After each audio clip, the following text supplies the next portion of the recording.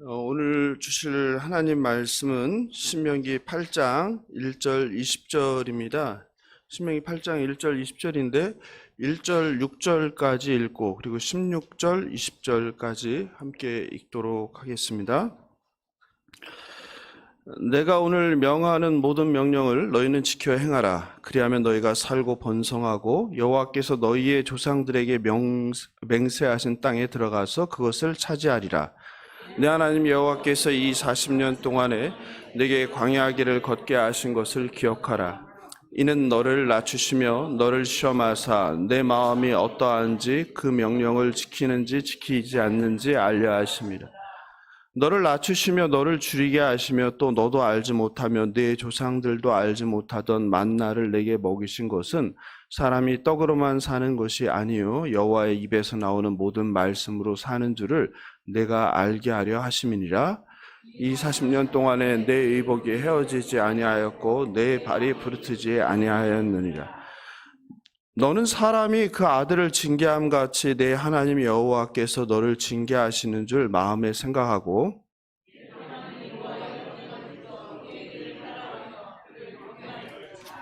그리고 16절 넘어가서 보도록 하겠습니다.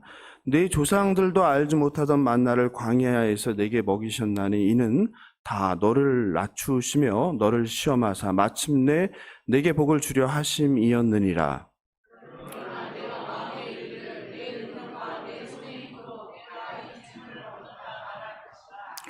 내 하나님 여호와를 기억하라. 그가 내게 재물을 얻을 능력을 주셨음이라. 이같이 하심은 네 조상들에게 맹세하신 언약을 오늘과 같이 이루려 하심이니라. 네 하나님 여호와를 잊어버리고 다른 신들을 따라 그들을 섬기며 그들에게 절하면 내가 너희에게 증거하노니 너희가 반드시 멸망할 것이라.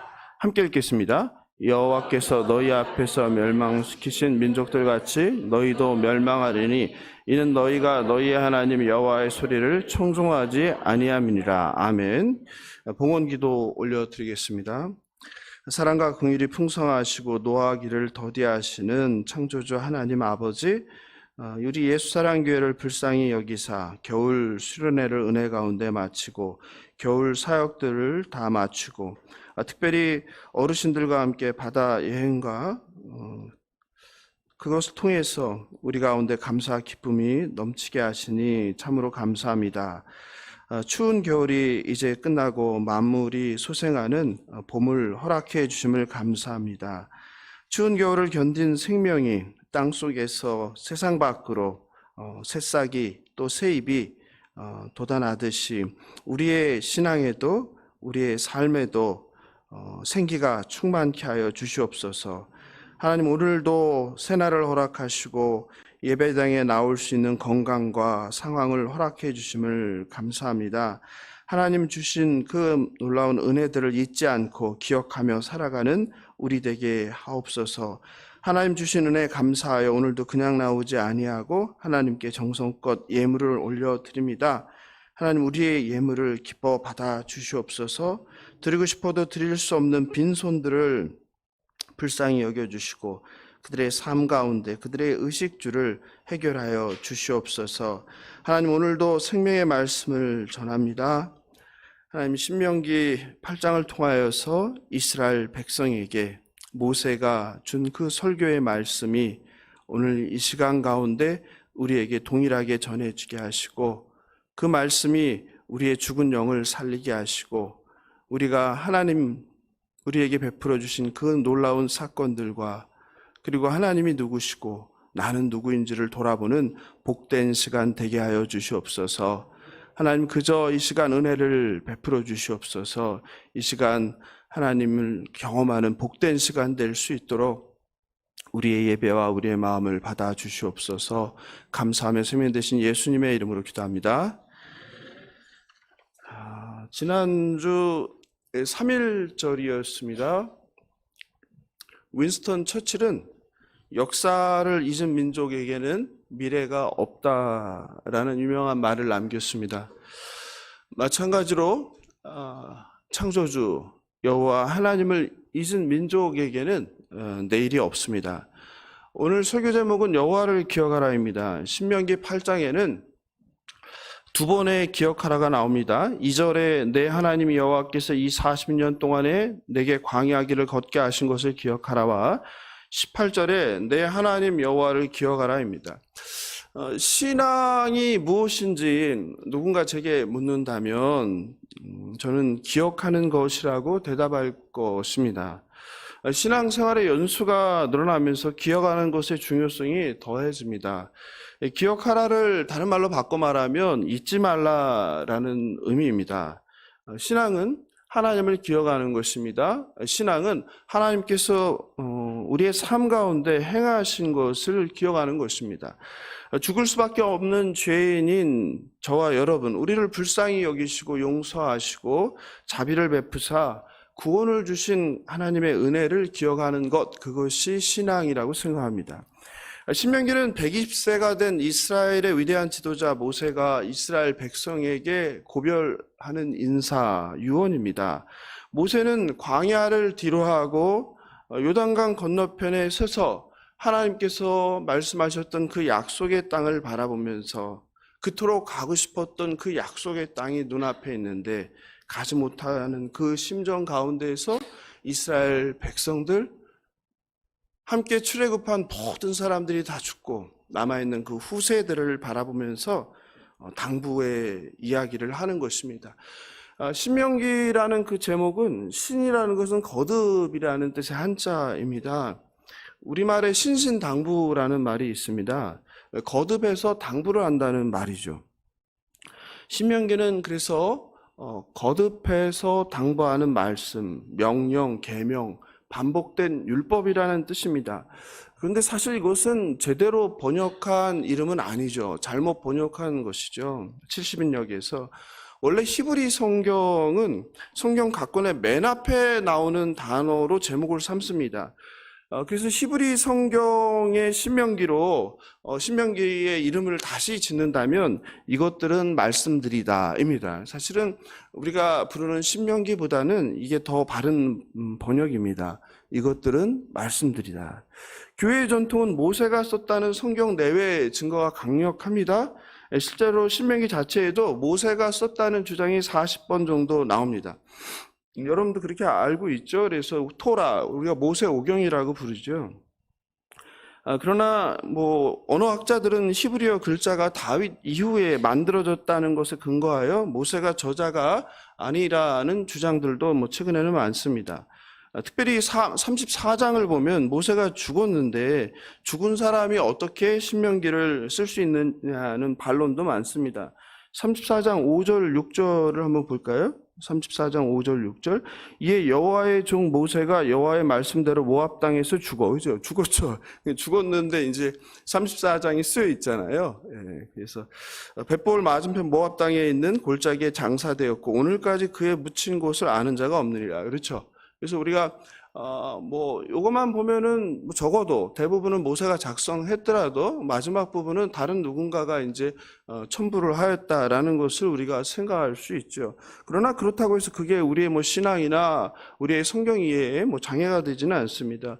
어쨌든 신명기는 이런 저자의 논란도 있지만 신구약 성경에서 가장 많이 인용될 정도로 중요한 책입니다. 모세는 죽음을 앞두고 이스라엘의 다음 세대들에게 유언을 합니다. 죽기 전 유언을 한다는 것, 쓸데없는 이야기를 하는 사람은 없을 것입니다. 여러분 임종을 보셨죠? 못 본 분들도 있지만 저는 목사로 이제 장례 사역을 많이 하다 보니까 임종을 많이 경험했습니다. 죽어가는 사람은 힘이 없습니다. 말할 힘조차 없어요. 모세는 달랐죠. 그렇기 때문에 그 한마디 한마디를 옆에다 길을 갖다 대고 이렇게 닿아야지 들릴까 말까 할 정도 이렇게 죽어가는 힘이 없는 목소리로 이야기를 하죠. 그런 사람들이 쓸데없는 이야기를 하겠습니까? 그렇지 않죠. 꼭 해야 되는 마지막 어쩌면 한 단어조차도 잘 안 들릴 때가 많죠. 만약 여러분이 여러분의 자녀에게 죽기 전 남길 한마디가 있다면 무슨 말씀을 남기시겠습니까? 아마 예수님을 정말 사랑하고 하나님을 사랑하는 분이라면 다른 어떤 말이 아니라 예수 잘 믿어라 라는 이 말을 아마 자녀들에게 남기지 않겠습니까? 모세가 아마 그런 심정으로 이스라엘 그 후손들을 앞에 두고 본인은 정작 그토록 가고 싶었던 가나안 땅에 가지 못하지만 가나안 땅에 들어가게 될 자손들에게 너희들이 꼭 기억해야 될 그런 이야기를 남기는데 그게 신명기입니다. 바라옵기는 모세의 자기 백성 이스라엘 후손들을 향한 이 유언을 통해 우리 또한 잊지 말고 꼭 기억해야 되는 것이 무엇인지를 그 하나님께서 주신 은혜를 나누면 좋겠습니다. 첫 번째는 하나님이 누구신가를 올바로 알고 기억해야 합니다. 고대 근동에는 수많은 신들이 있었습니다. 당시는 오늘날 우리가 살아가는 이런 이성주의, 합리주의, 과학적 세계관의 시대가 아니었습니다. 신화, 신들이 지배하는 세계였습니다. 우리가 신화라고 우리가 보통 말하는데 고대 근동의 사람들에게는 신화가 아니라 실제였습니다. 실제. 하늘, 땅, 공기, 물, 해, 달, 별 전부 다 신이었습니다. 그래서 그런 것들을 숭배한 거예요. 창조의 신들이 있었습니다. 고대 근동의 창조 신화 중에는 여러분 들어보실지 모르지만요, 창세기와 유사한 신화가 있었습니다. 나중에 창세기 강의할 때 한번 제가 말씀을 드릴 텐데요. 그런 고대 근동의 그 창조 신화를 들으면요, 성경의 창세기가 이런 건가? 라는 생각이 들 정도입니다. 고대 근동의 신들은 대체로 어떻습니까? 음란합니다. 그래서 성전에, 신전에서 주로 이제 성적인 행위가 일어나는 게 바로 다른 게 아니라 그 신들을 흥분시키는 거죠. 신들을 기쁘게 하려는 겁니다. 전쟁을 좋아합니다.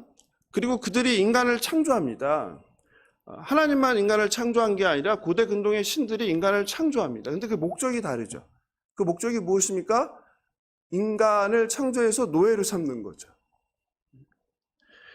이스라엘 백성들이 살던 시대가 바로 이런 신화적 세계에 살았다는 거예요. 우리와 같은 과학의 시대를 살아간 사람들이 아니라는 거예요.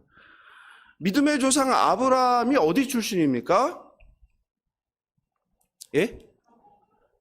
하란이에요? 우루. 갈대아 우루. 그곳이 어떤 곳입니까? 수메르 문명이 있던 지역이죠. 그의 아버지는 누굽니까? 데라이죠. 데라는 뭐 하던 사람입니까? 예? 우상을 만든 사람은 성경에 없죠. 그것은 그 유대인의 랍비들의 그 율법을 해석해 놓은 책에서 인용됐지 성경에는 그렇게 나오진 않죠. 어쨌든 우상을 숭배하던 사람들이죠. 그죠? 그러니까 아브라함의 아버지 데라이든 아브라함이든 뭐에 영향을 받았겠습니까? 그 수메르 지역에, 메소포타미아 지역에 고대 근동의 그 신들의 영향을 받고 지배를 받았죠. 왜냐하면 그곳에서 살았으니까. 그리고 나서 그 후손들은 어떻습니까? 또 어디로 갑니까? 애굽에서 들어가서 얼마 동안 종살이를 합니까? 430년을 종살이했어요. 무려 30년이 한 세대라고 하면 몇 세대입니까? 그 오랜 세월을 그곳에 살면서 누구의 지배를 받겠습니까? 애굽 땅, 이집트의 누구? 신들 그 문화의 영향권에 있다고 봐야 되겠죠. 이스라엘이 그 430년 종살이했던 그 이집트에도 그 창조 신화가 있었습니다. 그걸 헬리오폴리스라는 신화라고 하는데요. 그 신화를 잠깐 소개하면 그 태초의 우주는 누라고 불리는 물이었어요. 물. 이 물들 속에 창조의 신 아툼이 떠다니는 거예요. 그 이집트의 신들을 한번 사진으로 한번 제가 보여드리겠습니다. 지난 2월 이집트 미라전에 가서 찍은 건데 이게 신들의 계보예요. 맨 위에 있는 게 바로 누죠, 누. 예? 그리고 그 밑에 있는 게 아툼이 아툼. 어느 날 아툼이 이 물에서 분리를 하는데 이게 창조의 시작이에요. 창세기도 어떻게 됩니까? 창세기도 똑같죠. 이 아툼은 언덕에 신전을 세우고요. 어린 사람이 없어서 다행인데요. 그리고 정액을 뿌려서 신들을 만들어내는 거예요. 여기서 만든 신들이 공기의 신 슈, 그리고 습기의 신 테프누트입니다. 이들이 쌍둥이에요. 남매인데 이 쌍둥이 남매가 이제 근친상간을 통해서 결혼해서 대지의 신 게브, 하늘의 신 누트를 출산합니다.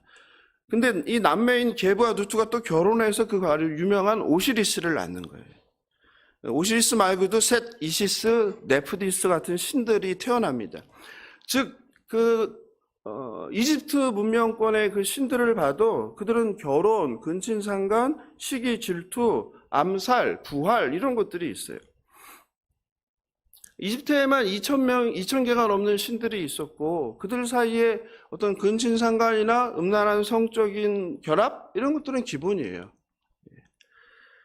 그런데요, 하나님께서 이스라엘 백성에게 허락한 약속의 땅 가나안에도 뭐가 있어요? 이런 신들이 있죠. 바알이죠, 바알. 바알은 어떤 신입니까? 예? 바알은 어떤 신이에요? 풍우신이라고 그러죠. 풍우신. 풍우가 뭐야?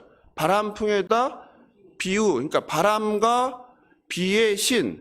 그래서 뭐와 관련이 되는 거예요? 농사. 그 시대에 잘 사는 사람들이라는 건 뭐예요? 농사를 잘 져서 풍요를 이루는 사람이 부자잖아요, 부자. 그 바알 신이 뿌리를 찾아 올라가면 또 누가 나오는 거예요? 메소포타미아 지역 가장 오래된 인류의 문명인 그 지역에 이제 신화죠, 신화. 그 신화가 그 에누마 엘리시라는 신화인데요. 에누마 엘리시는 창조 신화인데 이 창조 신화는요, 창세기랑 굉장히 비슷합니다.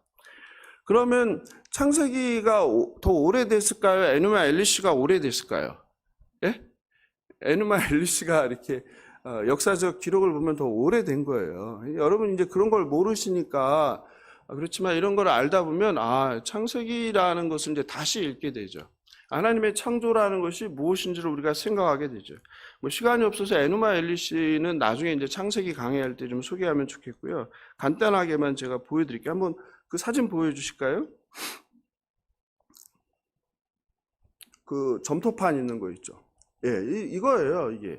이게 그 이라크죠, 이라크. 니느웨라고 하죠. 니느웨. 성경에는, 그죠? 일반 역사에서는 니느베라고 하는데요.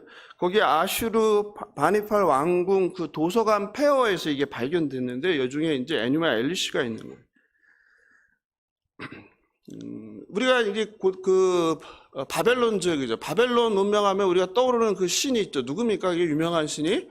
우리가 이사야서를 하면서 많이 봤고, 다니엘서에 나온 마루둑이죠, 마루둑. 마루둑이 바로 여기에서 이제 나오는 신이에요. 그 신들이 전쟁을 하게 돼요. 그 지역에서. 근데 이 신들의 전쟁을 일으키는데 반란을 한 거예요. 손자들 신들이 막 반란을 일으켜요.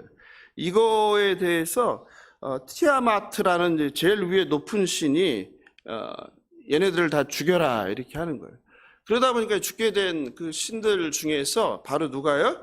그 용사의 신인 마루둑이 제안을 하는 거예요.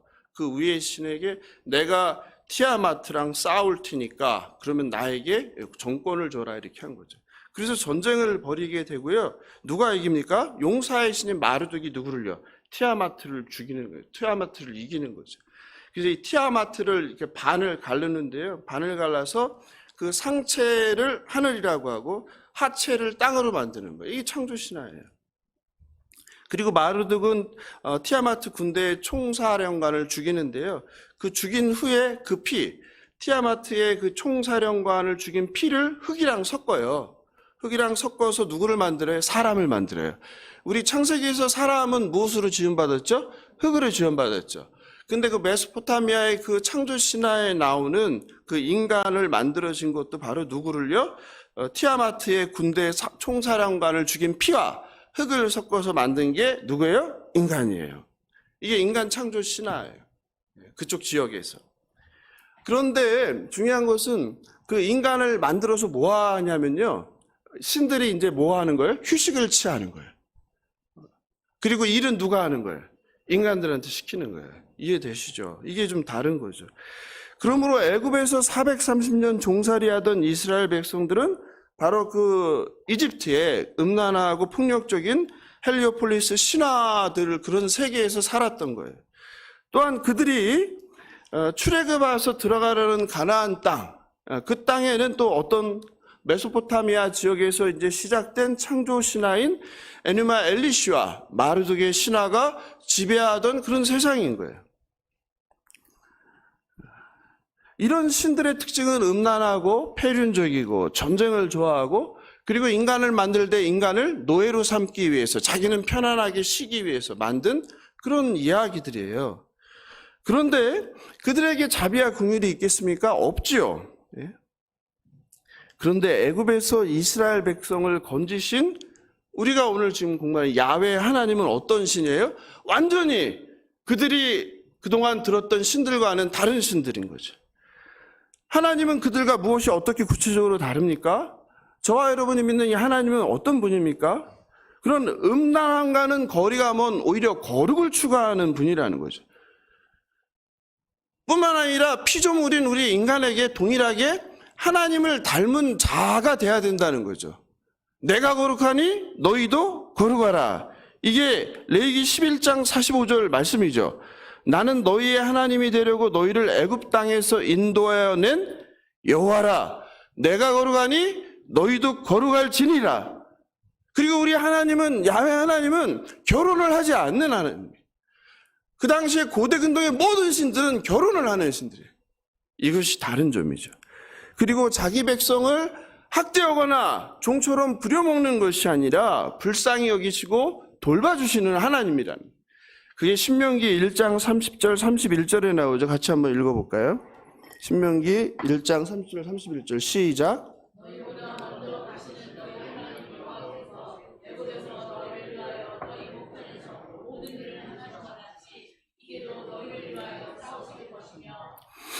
(31절)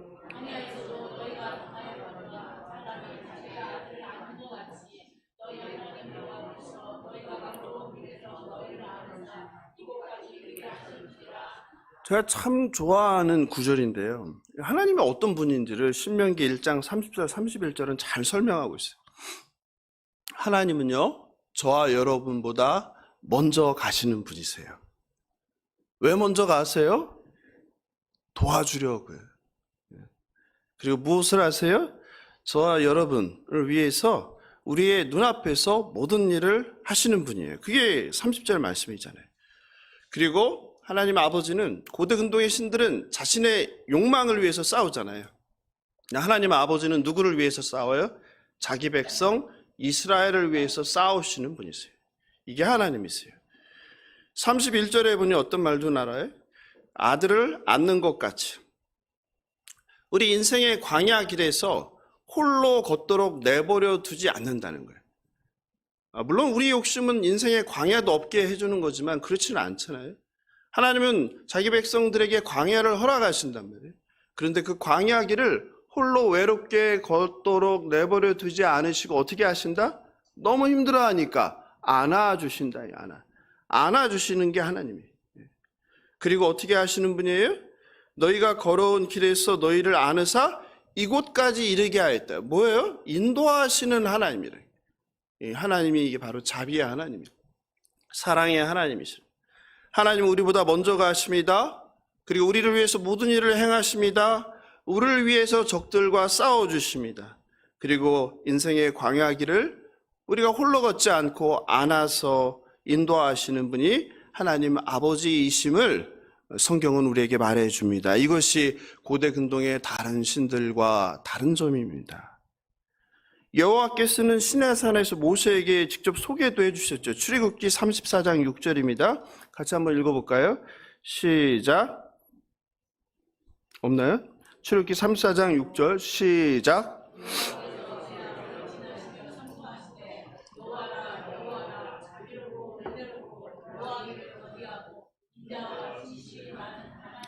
얼마나 감사합니까? 하나님은 어떤 분이세요? 자비롭고 은혜롭고 노하기를 더디하고 인자와 진실이 많은 하나님.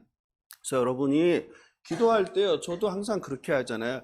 뭐 좋으신 하나님 막 이런 말 하는데 그거는 성경적이진 않죠. 성경에는 그런 말 나오지 않죠. 성경에 나온 말로 기도하는 게 좋죠. 어떻게 하면 돼요? 자비롭고 은혜롭고 노하기를 더디하고 인자와 진실이 많은 하나님 아버지. 이게 좋은 기도죠. 네? 네.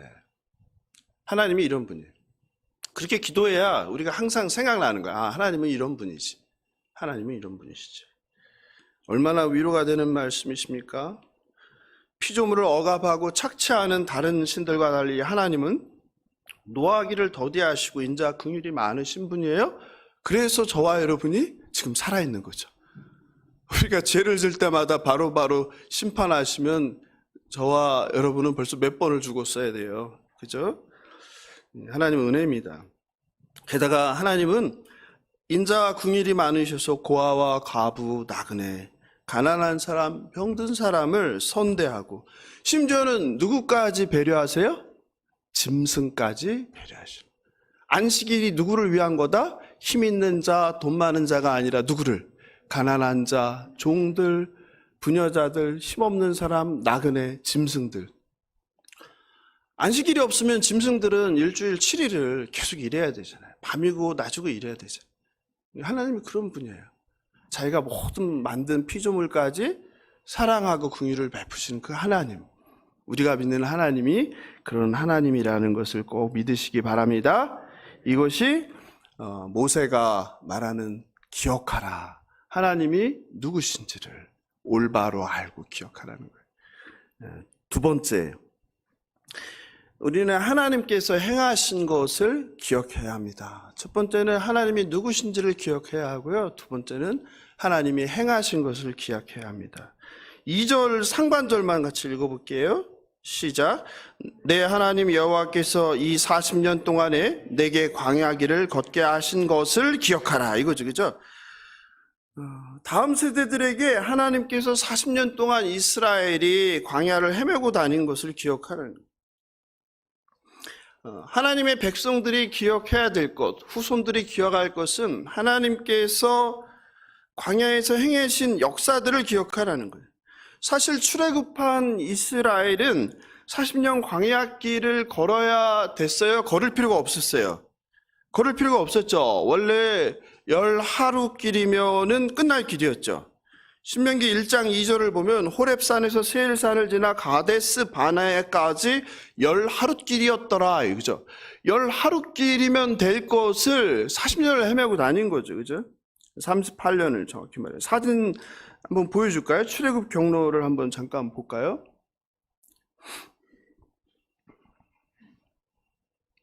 예, 지도가 작아서 이렇게 잘 안 보이시겠네요. 그죠? 예, 지도가 이 왼쪽 위가 애굽이죠, 그죠? 애굽에서 나와서 이렇게 숫곳인가 아마 그렇죠? 숫곳에서 여기가 시내산이죠. 그래서 여기가 가데스 바냐, 그리고 바로 위가 가나안 땅이잖아요, 그죠? 저기 녹색으로 좀 보이는 가나안 땅이니까 맨 위에 있는 이쪽 오른쪽 위에서 저기까지는 금방 가는 길이잖아요. 그런데 거기를 가지 못하고 광야를 뺑뺑 돌게 된 거죠, 그죠? 호렙산이라고 그랬는데 이 호렙산이 그 시내산이죠. 출애굽기와 민수기에서는 시내산으로 하는데 신명기에는 이게 호렙산으로 하는 같은 거예요. 38년 광야에서 떠돌며 고생을 했겠죠. 가데스 바네아에서 12명의 정탐꾼을 보냈잖아요. 근데 그 중에서 12명 중에서 단 두 사람 누구예요? 갈렙과 여호수아만이 긍정적인 평가를 하고 나머지 10명이 어떤 부정적인 평가를 했죠. 그러니까 10명이 틀리고 누가 옳았어요? 2명이 옳았죠. 그래서 그 성경은, 그리고 교회는 그래서 다수결로 결정하는 곳은 아니죠. 네? 그죠? 소수가 옳을 수 있는 거죠. 세상은 다수결로 모든 걸 결정하지만 교회는 다수결로 결정하지는 않는 곳이죠. 다 반대하더라도 진리이면 어떻게 해야 되는 거예요? 교회는 가야 하는 거예요. 가야 하는 거예요. 성령께서 역사하시고 성령이 기뻐하신 거라면 가야 되는데, 뭐 안타깝게도 오늘날 교회도 똑같이 이제 다수결로 결정하다 보니까 하나님께서 기뻐하시고 원하는 건데 가지 못할 때가 많죠. 되게 아쉬운 일이죠. 우리는 이 정탐꾼의 이야기를 통해서 그거를 배워야 돼요. 그때의 그 백성들이 모세를 원망하죠, 그죠? 그리고 원망한 자들은 하나님의 심판을 받죠. 그런데 중요한 것은 하나님이 그 심판하시면서도 어떻게 합니까? 이스라엘 백성들을 불쌍히 여기시고 돌봐주시죠. 그게 오늘 본문 14절 하반절부터 16절 상반절까지 구체적으로 광야에서 하나님께서 하신 일을 언급하시죠. 한번 같이 읽어볼까요? 14절 하반절 여호와는부터 읽어보겠습니다. 여호와는 너를 시작. 여호와는 너를 애굽 땅 종되었던 집에서 이끌어 내시고 너를 인도하여 그 광대하고 위험한 광야 곧 불뱀과 전갈이 있고 물이 없는 간조한 땅을 지나게 하셨으며 또 너를 위하여 단단한 반석에서 물을 내셨으며 네 조상들도 알지 못하던 만나를 광야에서 네게 먹이셨으니.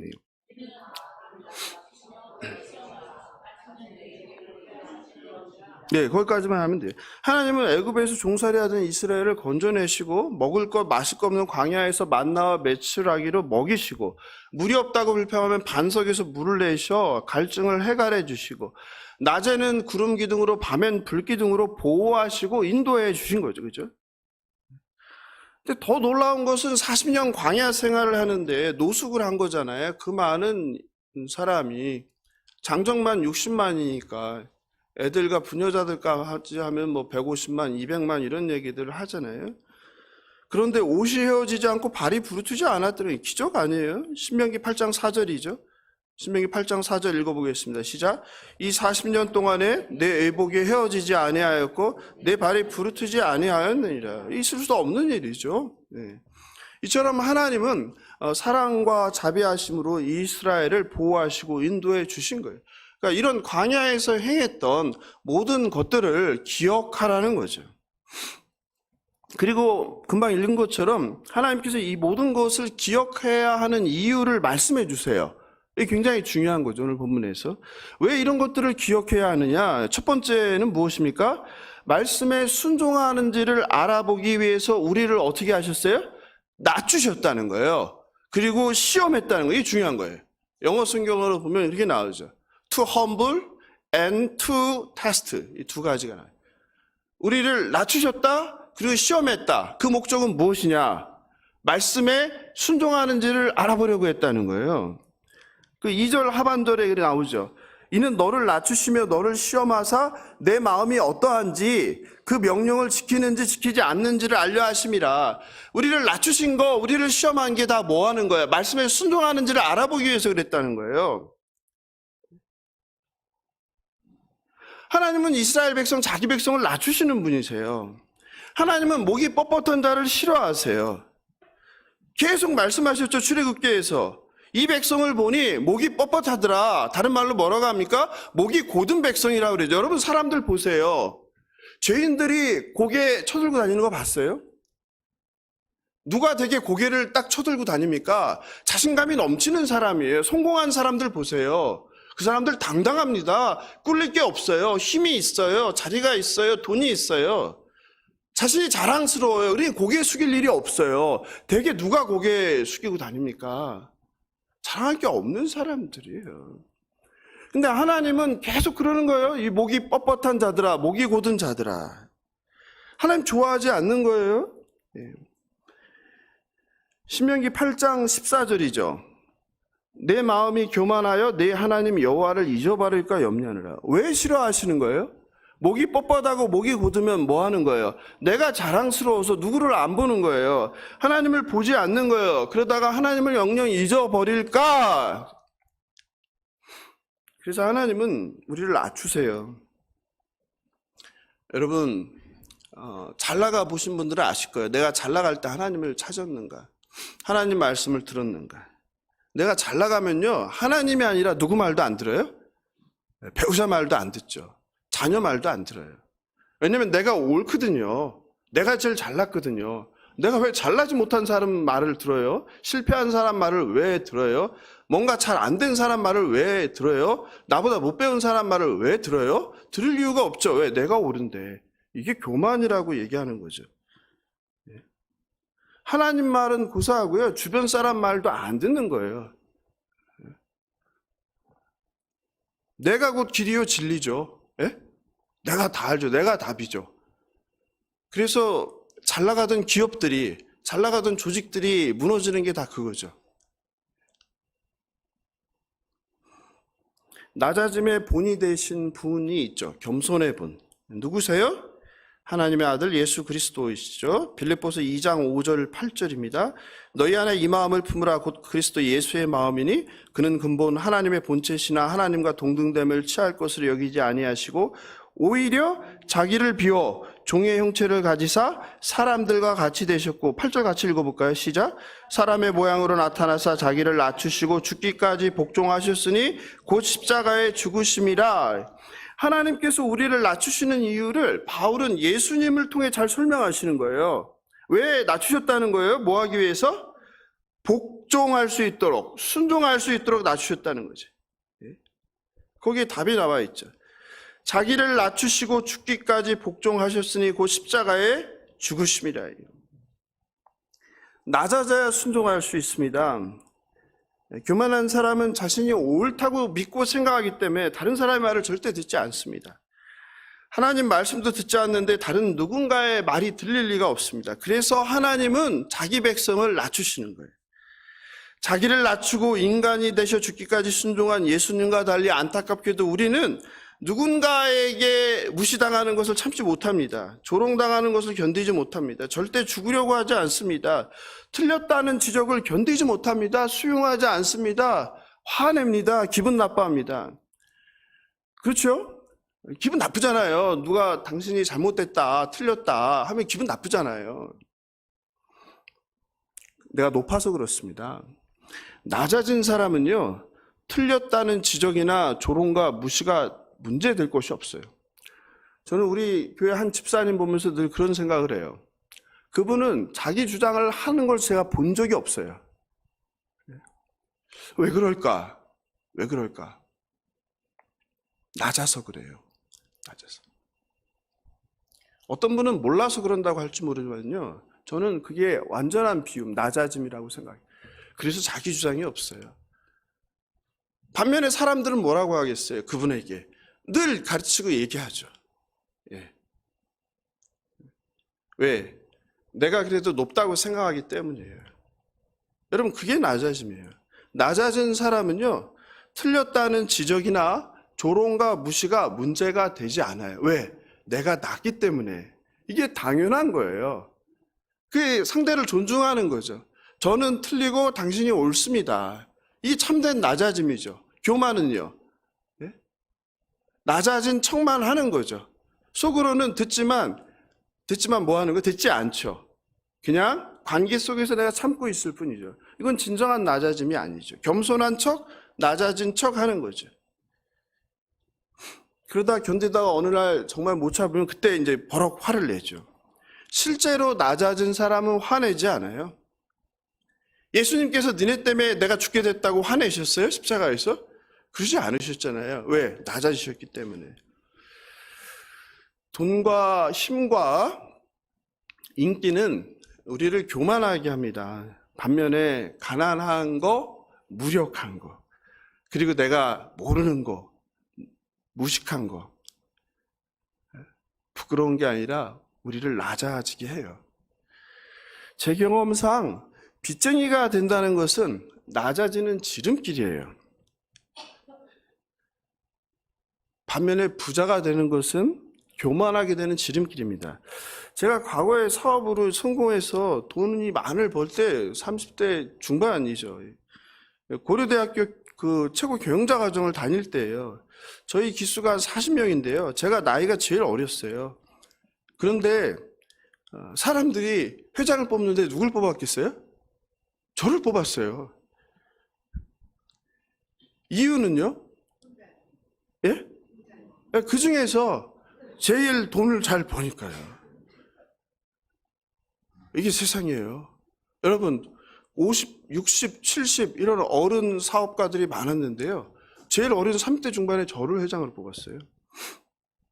회장은 학교 발전기금과 회비를 1,000만 원을 내야 되거든요. 나이 드신 분들과 학교 교수들, 뭐 대학원장, 뭐 무슨 분들이 저에게 맨날 와서 회장님 이건 어떻습니까? 여러분, 목이 뻣뻣해가지고 교만해지는 것은 시간 문제죠. 매일 들어보세요, 회장님. 예, 들어보세요. 네. 그러나 이제 코스닥 상장이 문제가 되면서 하루아침에 빚쟁이가 되었습니다. 은행과 신용보증기금에서 빌린 돈을 매달 연장했어요. 죽을 지경이죠. 권한도 없는 맨 아래 그 직원들, 창구 직원에 가서 뭐 합니까? 절하고 다닙니다. 잘 좀 봐달라고. 한 번만 좀 살려달라고. 직원들에게 월급을 제때 못 주잖아요. 그럼 어떻게 합니까? 얼굴 숙이고 다닙니다. 직원들 눈을 마주치고 볼 수가 없어요. 죄를 졌으니까요. 임대료가 밀립니다. 그럼 주인 어떻게 해야 돼요? 주인 맨날 피해 다녀야죠. 네? 엘리베이터에서 만날까 계단으로 뒷계단으로 해서 다녀야죠. 네? 혹시라도 주인한테 전화 오면 어떻습니까? 막 가슴이 콩닥콩닥 하죠. 콩닥콩닥. 자존심 사라지는데 오랜 시간 걸리지 않습니다. 그렇게 겪어보면. 어딜 가나 끝자리에 앉죠. 당연히 끝자리는 내 자리인 거예요. 아니 가지 않죠. 창피하니까. 좀 자랑스러워야 어디도 가는 거죠. 내가 이렇게 힘들고 이렇게 부끄러운 죄를 졌는데 어딜 가서 누굴 만납니까? 그 전에 해라, 하세요 이런 명령조의 말이 어떻게 바뀝니까? 해주세요, 제발 해주세요 이렇게 공손하게 바뀌는데 오래 걸리지 않아요. 돈과 힘이 다 털리고 나면 겸손하지 않으려고 해도 겸손하지 않을 수 없어요. 왜냐하면 신분이, 지위가, 상황이, 현실이 실제 바닥으로 떨어졌기 때문입니다. 하나님께서 이스라엘 백성을 낮아져 겸손하게 하시려고 40년 광야를 돌리셨습니다. 마찬가지로 하나님께서 저와 여러분을 자녀 삼으시게 하려고 낮아지고 겸손하게 준비시킨다는 것을 기억하시면 좋겠습니다. 하나님께서 말씀에 순종하게 하라고 또 다른 하나는 그 테스트라는 거, 테스트, 그죠? 마음을 확인하는 거. 사사기 2장 22절에도 나옵니다. 이는 이스라엘이 그들의 조상들이 지킨 것 같이 나 여호와의 도를 지켜 행하나 아니하나 그들을 시험하려 함이라. 하나님께서는 이런 시험을 통해서 자기 백성이 내 말을 듣는지 안 듣는지 확인하는 거예요. 그런데요, 실제로 아무리 고난을 겪고 가진 것을 다 잃어버리고 병에 걸리고 실패를 해도요, 순종하지 않고 더 완악해지는 경우가 있겠어요, 없겠어요? 더 많습니다, 여러분. 가난하다고 예수 만나는 게 아니에요. 가난하다고 겸손해지는 게 아니에요. 실패한다고 겸손해지는 게 아니에요. 더 완악해질 수 있는 게 인간의 죄성입니다. 그런데 우리가 그런 인생의 고난을 통해서 낮아지고 겸손해졌다면, 그 고난을 통해서 예수 그리스도를 만나게 됐다면 그게 축복입니다. 그것을 믿으시기 바랍니다. 여러분 주변 한번 보세요. 실패하고 병들리고 모든 걸 다 날리고 가난하고 아프고 했는데 더 완악한 사람들 많아요, 적어요? 많습니다. 그래서 이 시간에 예배를 드린다는 것 참 그게 은혜입니다. 그리고 시행착오를 통해 말씀에 순종하게 합니다. 그 순종의 연습을 통해 하나님의 백성으로 만들어가는 거예요.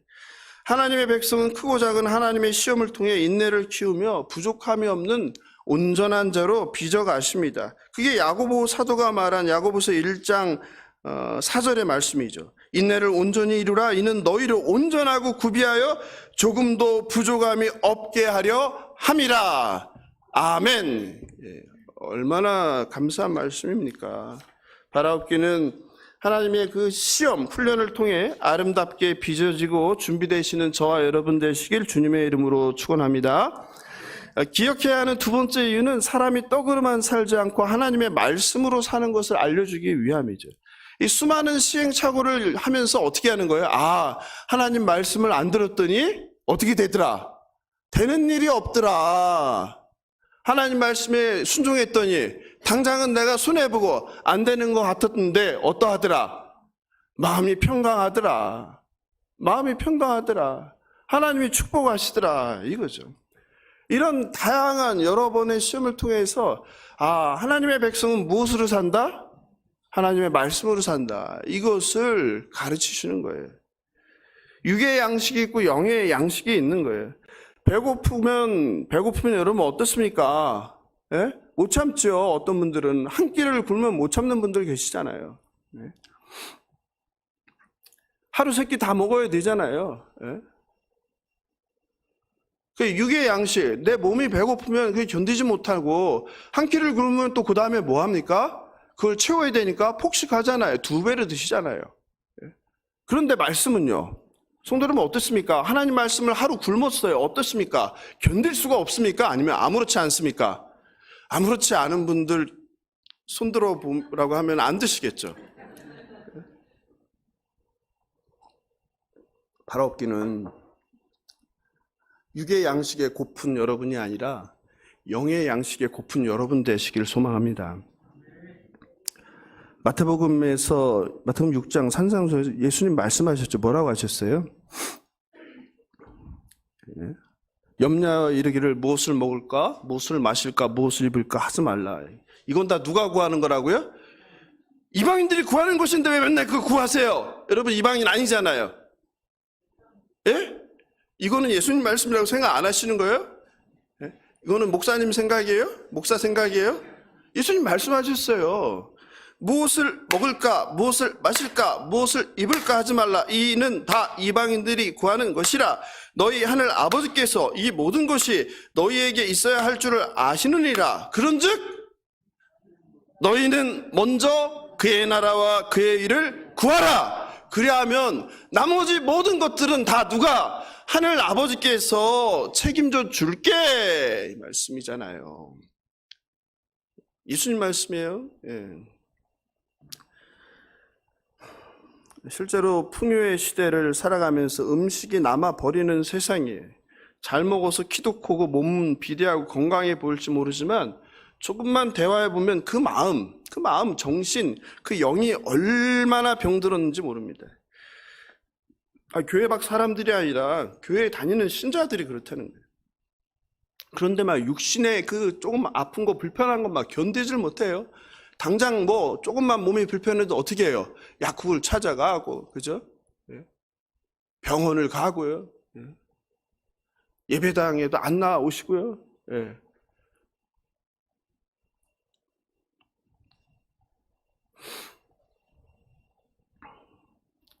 그런데 우리의 생명과 관련된 그 영적인 둔감함, 영적인 질병에 대해서는 너무나 아무렇지 않게 대하십니다. 하나님께서 이스라엘 백성을 40년 뺑뺑이 돌린 것은 다름 아니라 그걸 깨닫게 한 거예요. 너희가 살 길은 뭐다? 예? 하나님의 말씀이다. 주의 말씀의 맛이 내게 어찌 그리 단지요 내 입에 꿀보다 더 단이다. 이 시편 기자의 고백처럼 하나님의 말씀이 우리에게 꿀보다 더 달길 원합니다. 목마른 사슴이 시냇물을 찾듯 하나님의 말씀을 한순간도 내가 먹지 않으면 견딜 수 없는 말씀을 사모하는 여러분들 되시길 주님의 이름으로 축원합니다. 마지막 이제 3번째입니다. 우리가 기억해야 되는 것은 내가 누구인가입니다. 내가 누구인가. 이스라엘의 지도자 모세는 자기 백성의 죄를 너무나 잘 알고 있었어요. 그래서 이렇게 경고합니다. 12절에서 14절 상반절까지 읽어보겠습니다. 시작. 내가 먹어서 배부르고 아름다운 집을 짓고 거주하게 되며 또 내 소와 양이 번성하며 내 은금이 중식되며 내 소유가 다 풍부하게 될 때에 내 마음이 교만하여 내 하나님 여호와를 잊어버릴까 염려하느라. 하나님의 축복으로 잘 먹고 잘 살게 되면 하나님께 더 감사할 것 같죠? 더 순종할 것 같죠? 그렇지 않다는 거예요. 인간은 반대 방향으로 갑니다. 그래서 뭐 믿어지지 않겠지만요, 저는 168억 날리고 이렇게 빚쟁이의 삶을 오랜 동안 겪고 이렇게 목사가 된 것이 감사해요. 감사해요. 그렇지 않았으면 하나님을 그렇게 믿지 않았고 예수님을 믿지 않았을 거예요. 믿는 척 종교 생활을 했을 거예요. 내가 부자가 되고 세상적 성공을 하는 것을 기도하지만요, 그것이 하나님의 뜻과는 정반대로 갈 수 있는 하나님과 멀어지는 길이 된다는 것을 오늘 성경은 이야기하고 있습니다. 하나님을 의지 않고 성공과 부와 그리고 힘을 의지하게 됩니다. 그리고 그 하나님을 잊어버린 결과는 자기를 자랑하는 교만입니다. 그게 17절이죠. 17절 같이 읽어보겠습니다. 시작. 그러나 내가 마음에 이르기를 내 능력과 내 손의 힘으로 내가 이 재물을 얻었다. 내가 주인이 되는 삶이에요. 내가 했어. 신자의 입에서 제거할 단어는 바로 나입니다. 신자는 내가 아니라 누가 주어가 돼야 됩니까? 하나님 아버지입니다. 그래야 복 주십니다. 저는 이걸 못했어요. 그렇게 잘 나갈 때, 성공할 때. 부끄럽지만. 그런데 이번에 제주도에서 만난 우리 권사님 아들은 그걸 잘하더라고요. 모든 것을 다 하나님이라고 하시더라고요. 그래서 제가 기업은 지금 제주도에서 8대 기업인데 앞으로 하나님께 더 복 주셔서 더 축복하셔서 더 큰 기업으로 성장하겠구나라는 생각이 들더라고요. 하나님 별거 아닌 것 같은데 되게 중요한 고백입니다. 내 입술에서 나를 제거하시고 내 입술의 주어가 하나님 아버지가 되시길 주님의 이름으로 축원합니다. 노예 생활을 하며 힘들어 죽겠다고 아우성치는 사람을 구해주고 가장 소중한 자유, 생명을 주었는데 이제는 불평하는 거예요. 마찬가지로 사망으로 죽을 수밖에 없는 저와 여러분을 예수께서 구원해 주셨습니다. 하나님을 아빠, 아버지라고 부를 수 있는 이 세상에서 가장 큰 복, 하나님의 자녀되는 권세, 은총을 주셨습니다. 영생과 몸의 부활을 허락해 주셨습니다. 그러면 하나님 아버지께 절하고 다녀도 날마다 절하고 다녀도 부족한 삶이잖아요. 그런데 뭐합니까? 더 내놓으라고 하는 거죠. 목숨을 건져줬는데 물에 빠진 사람 살려달라고 해서 목숨을 건져냈는데 감사하고 그 말씀에 순종하며 살아야 되는데 물에 빠져 있을 땐 뭐라고 했어요? 살려만 주면 시키는 대로 다 하겠습니다 했을 거 아니에요. 그런데 건져주니까 이제 뭐 하는 거예요? 보따리 내놓으라는 거죠. 어떤 보따리? 돈 보따리 내놔라, 성공 보따리 내놔라, 집 내놔라, 자녀 성공 내놔라, 건강 내놔라, 이거 얘기하는 거 아니에요?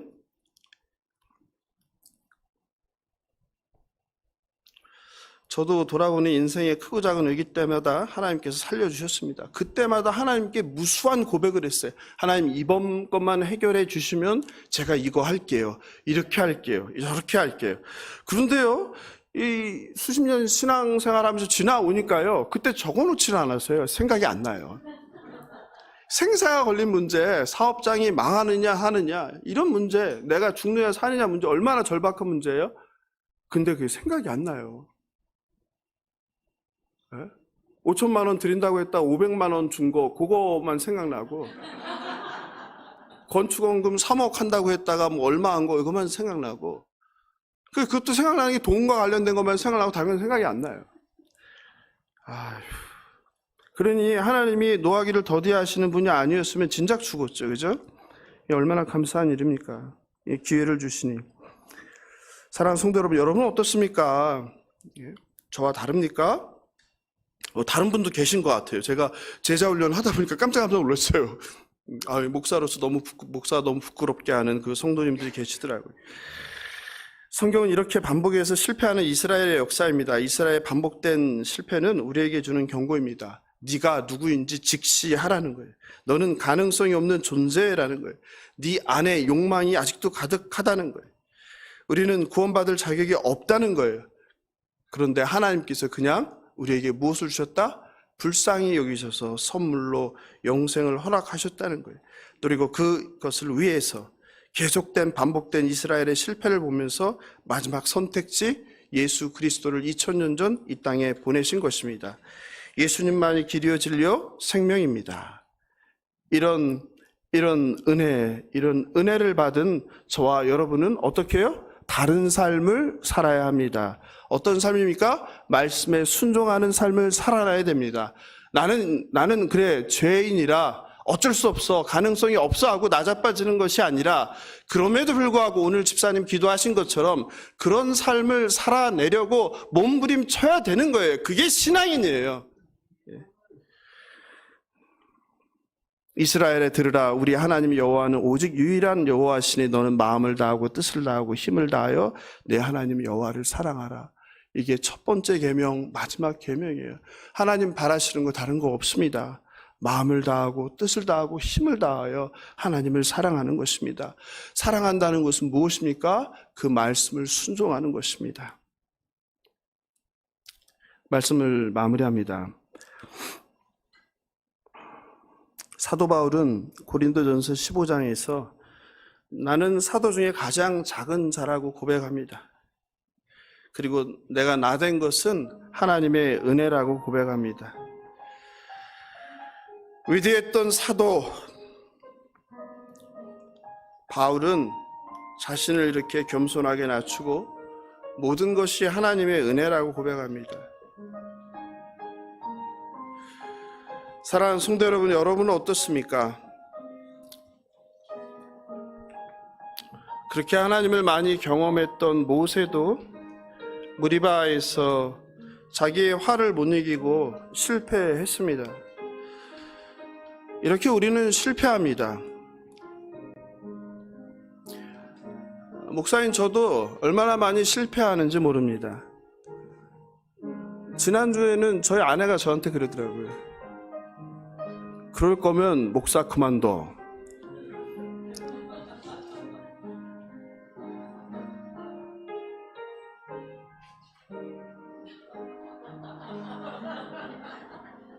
왜 좋아하세요? 남의 불행에. 네?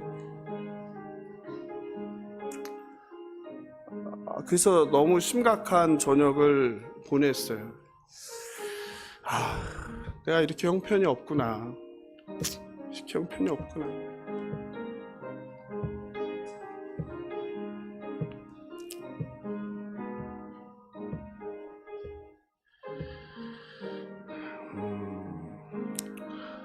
하나님 주신 은혜를, 하나님께서 내 삶에 행하신 것을 순간 놓치면 그렇게 실족하는 거예요. 목사도 별 다를 게 없어요.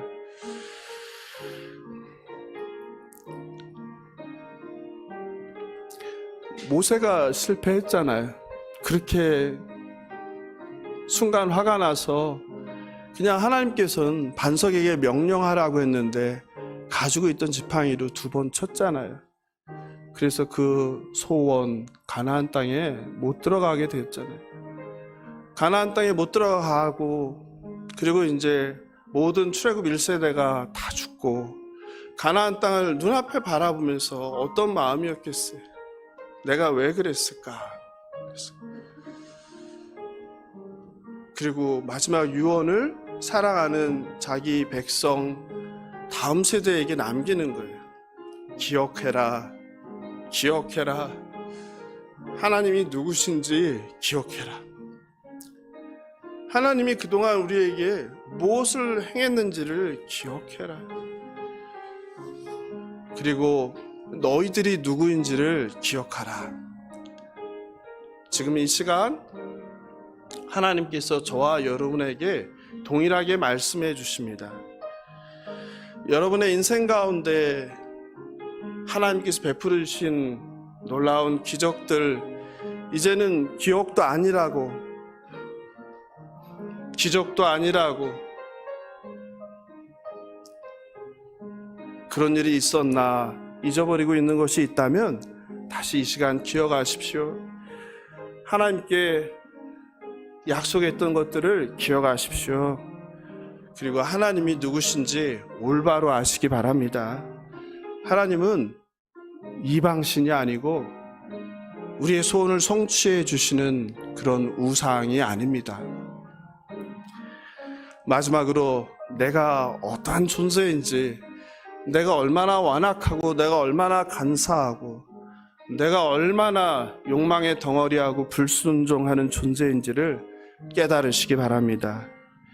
그리고 잘난 내가 아니라 언제나 변하지 않고 신실하신 하나님을 붙잡으십시오. 여전히 내가 잘났다고, 내가 남보다 낫다고 생각하면 그게 교만입니다.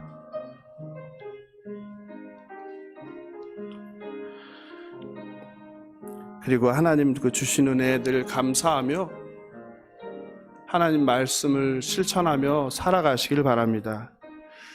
심판 중에 자비하셔서 뱀에 물려 죽을 자도 모세가 만든 막대기에 노뱀을 쳐다보는 자들을 살리시는 그 하나님 아버지의 자비와 긍휼을 시험하지 마십시오. 언제까지 그렇게 하나님께서 참으시겠습니까? 더 늦기 전에 자신의 죄를 회개하고 하나님 앞에 굴복하시기 바랍니다. 세상 나라와 하나님 나라 사이에서 허우적거리면서 사시지 마시고 오직 주님의 나라와 주님의 의를 위하여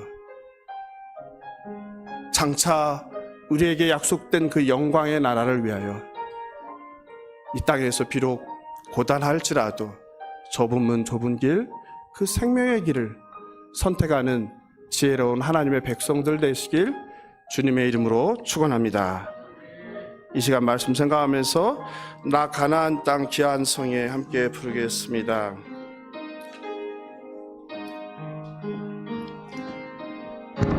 나